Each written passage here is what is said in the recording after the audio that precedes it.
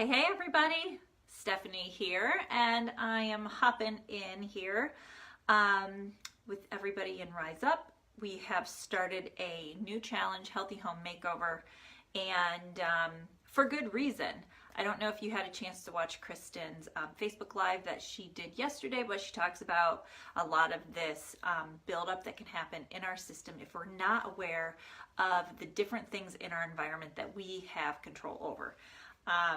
It's not always possible to control everything. So let's just put that out there right now. Like, we can't control all the environmental exposures, but we can control what's in our home and what we're putting on our body.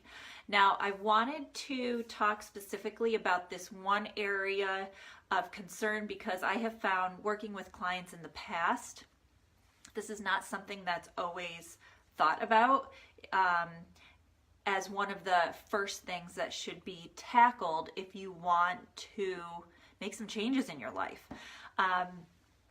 One example is, I've had clients in the past who will make a lot of really great progress and then they seem to plateau. Like, they can't get the last 5 or 10 pounds off. They don't have all the energy that they really want. They might, still have a symptom here and a symptom there. And then we've done all the nutritional stuff, elimination diets, reduced inflammation, looked at blood chemistry so that we have, them on the right supplements. So we've done all of that framework and the foundational first steps. But something is like still holding them back. And oftentimes it comes down to the environmental toxins that we're exposed to, sometimes knowingly, sometimes completely unknowingly, because I'll hear it where someone will say, but I live in a clean environment, or I live, in a brand new apartment building, or I, live in this really great area of town. And just to kind of reiterate, you can't see the chemical toxins that are in your water and in your air and in your carpet and in your mattress. And you can't see those things that are constantly off-gassing.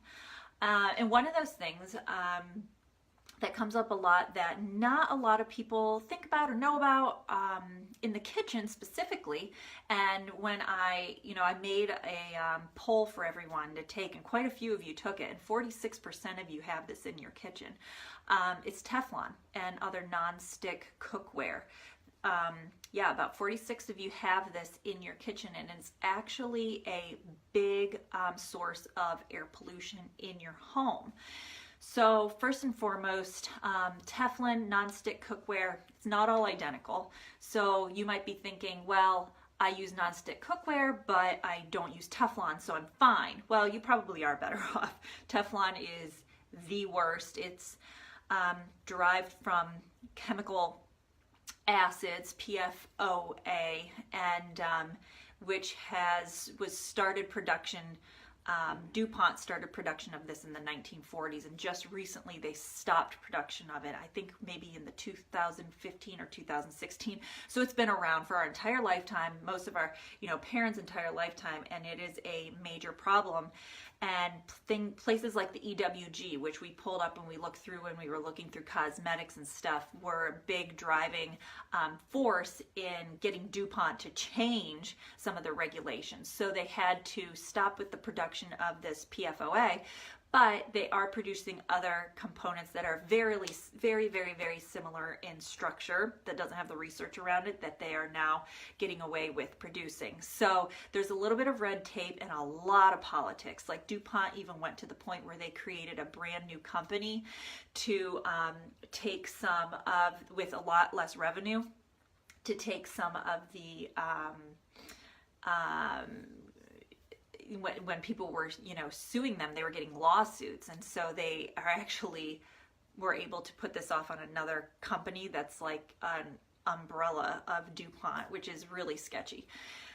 Even the American Cancer Society calls out warnings against Teflon and other nonstick cookware.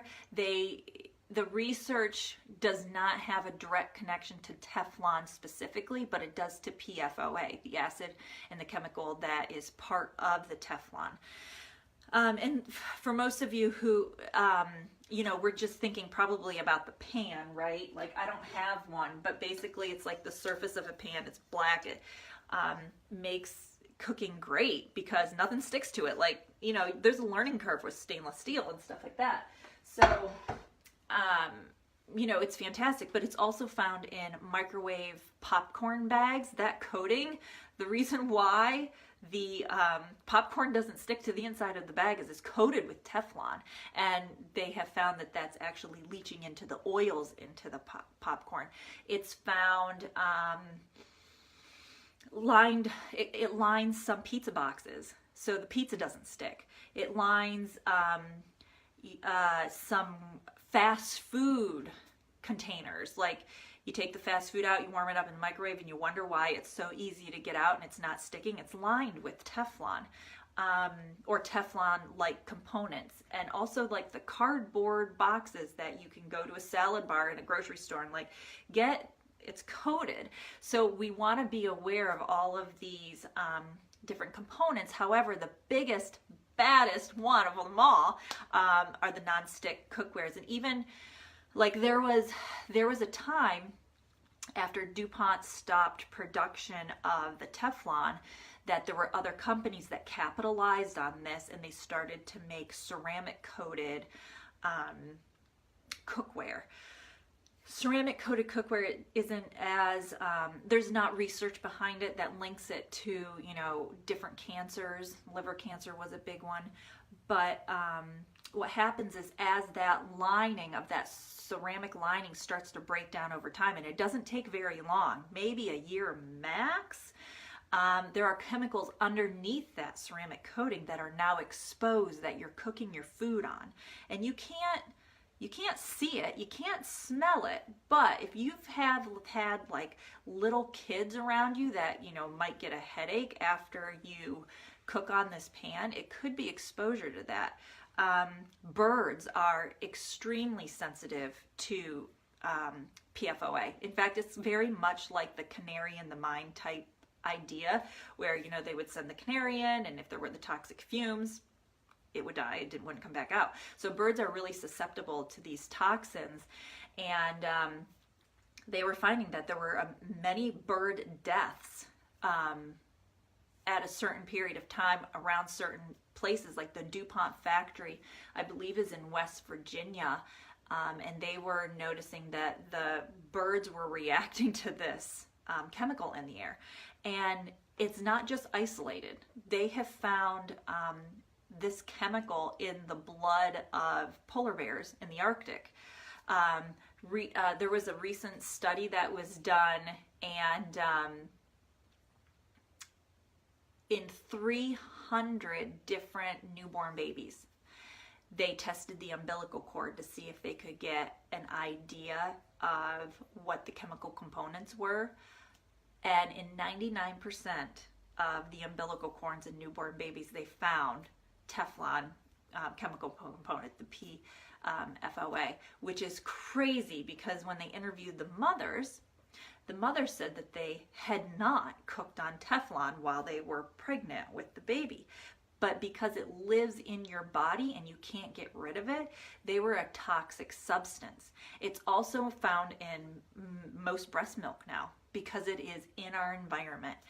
And we're cooking on it and we're not thinking about it. So when it comes to the kitchen, we need to take Teflon and other non-stick cookware and get rid of them. It almost becomes like a non-negotiable, because if you look at some of the research that has been done, there's a large correlation between certain cancers, but it has been shown to reduce the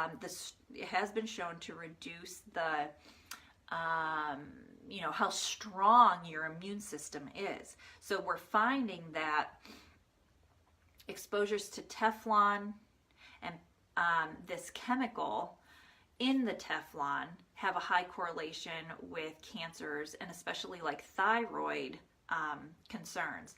But just because there's a high correlation does not necessarily mean they're linked. I think there needs to be more studies done on that correlation in particular.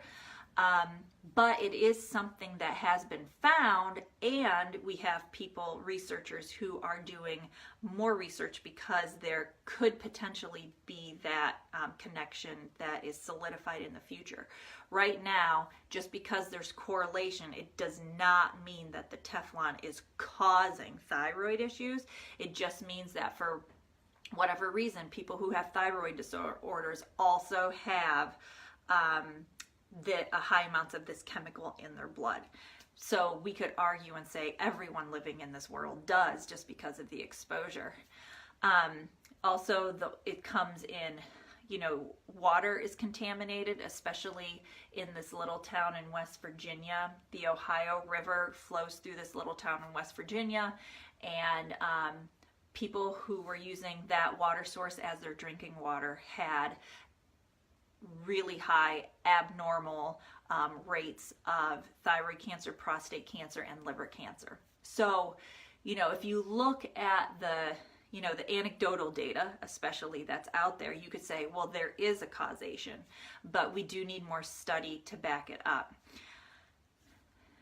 Anyway, it is extremely, extremely devastating to the immune system. There could be, like I just said, there's lots of studies. We still have to focus on that causation factor, but there's a lot of correlation between thyroid, autoimmune cancers, and the use of Teflon and other non-stick cooking surfaces that are used in the kitchen. So lots of information about this.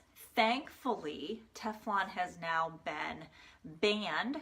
The production has been banned, but there's still so many people who use Teflon in the kitchen, right? So I use stainless steel. There's nothing that can really go wrong with stainless steel. And whenever I can, I'm also using cast iron. I love using cast iron. But those are the two things I use. And like I said, even if you think like using the ceramic based cookware is safe, it's not really, because like I said before, that ceramic coating disintegrates after 6 months to a year of use, and then you're exposed to the other chemicals underneath that you're cooking your food on. And you'll find research that states that Teflon is safe to use up to 500 degrees, but there was research that found that the molecules started breaking apart at 325 degrees, which is basically like cooking with it over medium heat.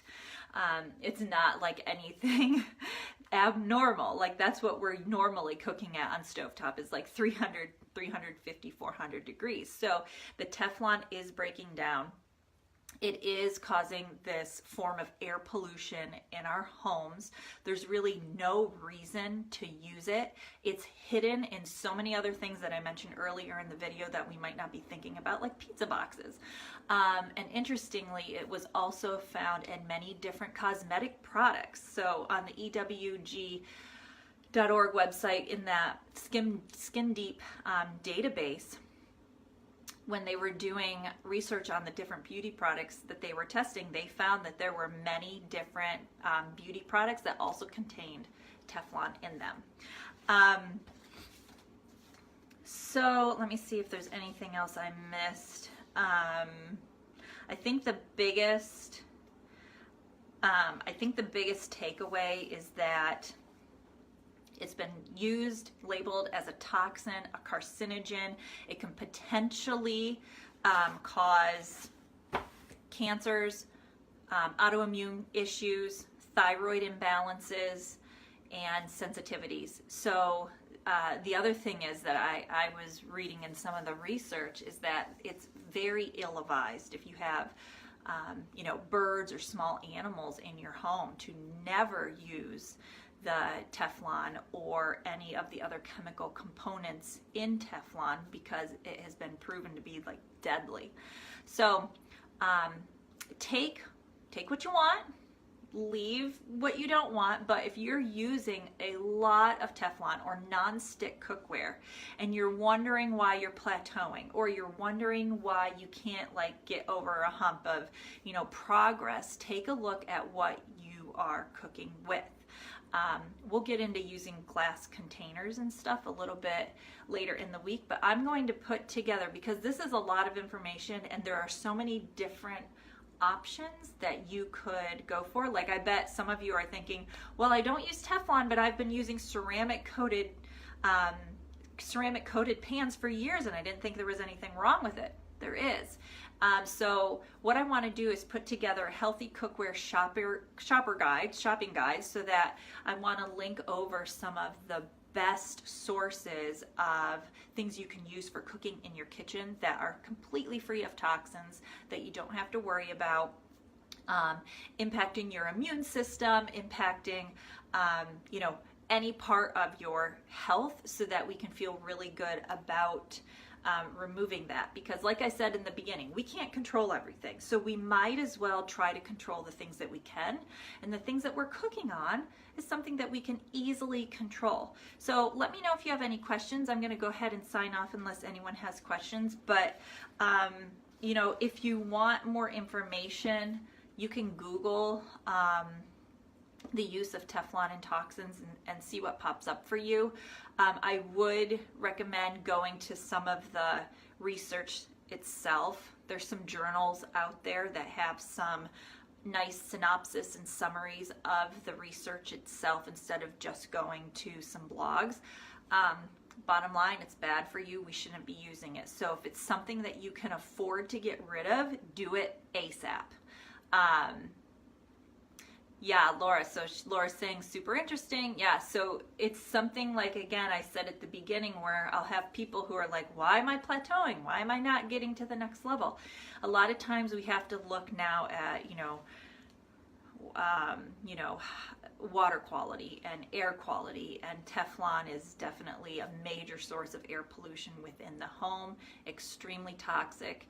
I can even post some of the articles that I read, so that if for any of you who are interested, who want to do a little bit more reading on that, can get a little bit more of sense of what's going on with that. But bottom line, use stainless steel, use cast iron.